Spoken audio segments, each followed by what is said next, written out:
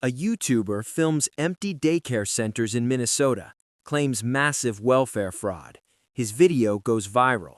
Elon Musk amplifies it. The vice president shares it. Millions believe it. CNN confronts him. The truth emerges. And once again, 5 news outlets tell 5 completely different stories about the same situation. This is how narratives get manufactured. This is how bias works. And you're about to see exactly how they did it. January 2026, Nick Shirley, a YouTuber, visits Somali-run daycare centers in Minnesota. He films them during school hours. They're empty. He claims this is proof of massive welfare fraud, facilities collecting government money while providing no actual childcare. The video goes viral, millions of views. Elon Musk tweets it. Vice President JD Vance shares it. Right-wing media runs with the story. Left-wing media calls it racist misinformation. And then Minnesota officials investigate. Here's what they found. The daycare centers were empty because the kids were at school. It was filmed during school hours. One center had recently closed. No widespread fraud was discovered. But by then, the narrative was already set, and 5 different outlets told 5 completely different versions of what this all meant. Fox News and right-wing outlets framed this as vindication. Finally, proof of what they'd been saying all along.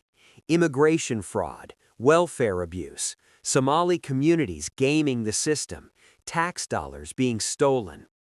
They emphasized the empty buildings, the suspicious circumstances. Why would legitimate businesses be completely empty during business hours? They featured the YouTuber as a brave citizen journalist, exposing what mainstream media ignored. Elon Musk's amplification was treated as important validation. If the richest man in the world is sharing this, it must be significant. Vice President Vance's involvement proved the administration was taking fraud seriously. The narrative served a specific purpose, justifying stricter immigration policies, welfare restrictions, and skepticism toward refugee communities. The facts were real. Empty buildings were filmed, but the meaning was manufactured to serve a political agenda. CNN took the opposite approach. They brought Nick Shirley on Anderson Cooper's show and confronted him. Why did you film during school hours? Did you know kids would be at school? Did you consider this might fuel anti-immigrant sentiment? Their framing, this was irresponsible journalism at best, racist targeting at worst. A white YouTuber going to Somali neighborhoods, filming empty buildings, and implying fraud without evidence. Then having that content weaponized by Musk and Vance to attack immigrant communities.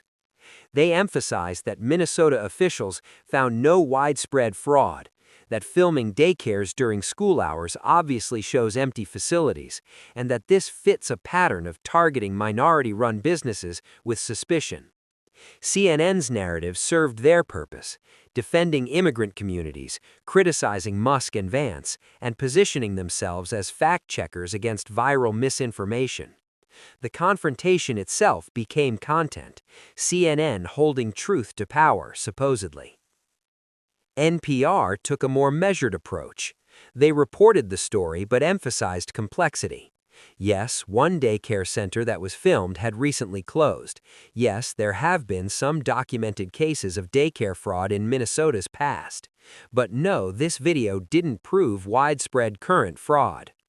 They featured Minnesota officials explaining the investigation results. They interviewed Somali community leaders about the impact of these accusations. They asked, what's the actual data on fraud rates? How does this compare to fraud in other communities? Their tone was, it's complicated, don't jump to conclusions, wait for official investigations.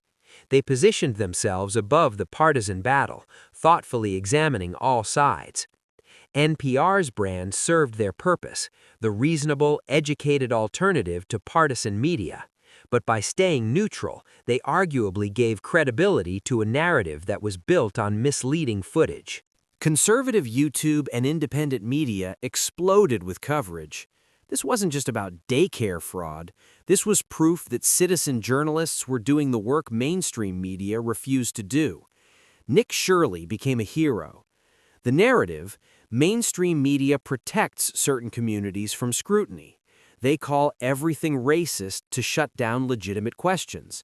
But brave independent creators like Shirley expose the truth, and platforms like X allow it to spread despite establishment efforts to suppress it. Elon Musk's role was celebrated. He's not afraid to amplify uncomfortable truths. He doesn't bow to political correctness. He lets people see what the establishment wants hidden. This framing served the growing distrust of legacy media and the belief that real truth only comes from independent sources. So what actually happened? Let's strip away the narratives. Nick Shirley filmed daycare centers during school hours, around 10 a.m. to 2 p.m. In Minnesota, school-age kids attend public school during those hours. Preschool and infant care happens in homes or specific facilities, not these larger centers. Minnesota officials investigated after the video went viral. They found one of the filmed locations had recently closed.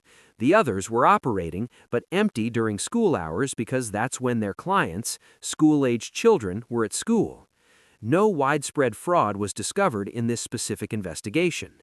But here's what none of the outlets really emphasized. Minnesota has had documented daycare fraud cases in the past, some involving Somali-run businesses, some not.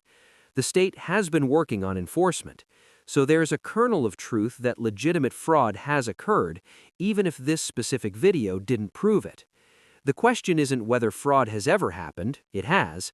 The question is whether filming empty buildings during school hours proves current widespread fraud, and the answer is no. But each outlet used this ambiguity to construct their preferred narrative. This story wouldn't have exploded without Elon Musk. His amplification gave it legitimacy in certain circles and made it newsworthy in others. When the owner of X shares something, it's not just a retweet, it's an editorial decision affecting millions. Right-wing outlets celebrated Musk for refusing to censor uncomfortable content. Left-wing outlets criticized him for spreading misinformation to his 170 million followers. The story became as much about Musk's role in information ecosystems as about daycare fraud itself. And that's the point. In modern media, who amplifies a story matters as much as whether the story is true. Musk's amplification made this a national story. Without him, it would have been a local Minnesota investigation with minimal coverage. Here's what none of them really explored. Why are daycare fraud schemes possible? What are the systemic weaknesses in oversight? How much taxpayer money is actually lost to fraud across all demographics? Is this a Somali community issue or a poorly designed welfare system issue? Those questions are harder. They require actual investigation beyond filming empty buildings or defending communities. They require looking at how systems fail, not just who to blame.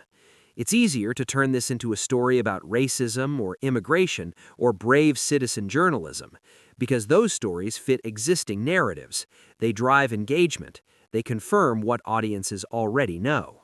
The actual policy questions, how to design fraud-resistant welfare systems that still serve vulnerable populations, those don't go viral. They don't generate outrage. They don't fit the narrative model. Same footage, same investigation results, 5 completely different stories. Fox told you this proves welfare fraud and immigration problems. CNN told you this proves racism and misinformation spread. NPR told you it's complicated and we need more investigation. Conservative YouTube told you mainstream media is covering up the truth. And local Minnesota officials told you there's no widespread fraud in this specific case. None of them are completely lying, but none are telling the whole truth either. Each outlet selected the facts that served their narrative. Right-wing media emphasized empty buildings and Musk amplification. Left-wing media emphasized school hours and racist targeting. Everyone constructed the reality their audience wanted to hear. This is how modern media works. A YouTuber films something ambiguous, it goes viral, outlets on all sides use it to confirm pre-existing beliefs, and the actual truth, that reality is complicated and doesn't fit clean narratives, gets lost. New video every week exposing how media manufactures reality. Subscribe to Bias Decoder. Share this with someone who needs to see how narratives get constructed. Welcome to the real world. Thank you for watching. If you enjoyed this video, please like, comment, and subscribe. Next video coming soon.